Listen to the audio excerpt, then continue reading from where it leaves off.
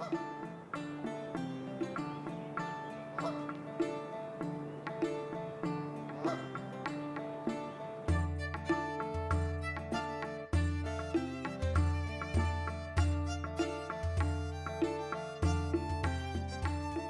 think I started cooking quite young. I was one of those kids that liked sitting up on the counter and just sitting in the kitchen.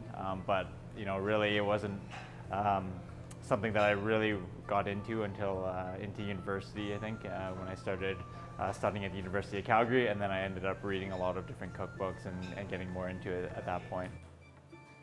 So what separates River Cafe from other restaurants in Canada is really the location. It's surrounded by a beautiful park right beside the downtown core, so you can see the tops of all the buildings, but yet you're completely secluded. It's an oasis in the middle of the city, really. But the second part, of course, is the food, I would hope. The philosophy behind it has always been local, sustainable, and of course preparing it in the best way possible. So I think the food itself sets itself apart, and the idea always has been to source food as close as possible. So the kind of the trout straight from the river, that feel.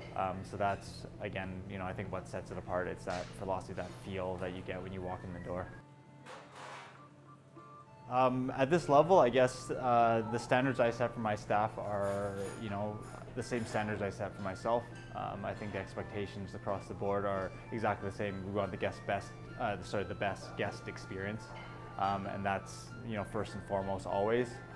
So the staff are held to that standard as well, and that the guests need to have the best experience when they come in here. So, they're coming in here and they're spending their hard-earned money.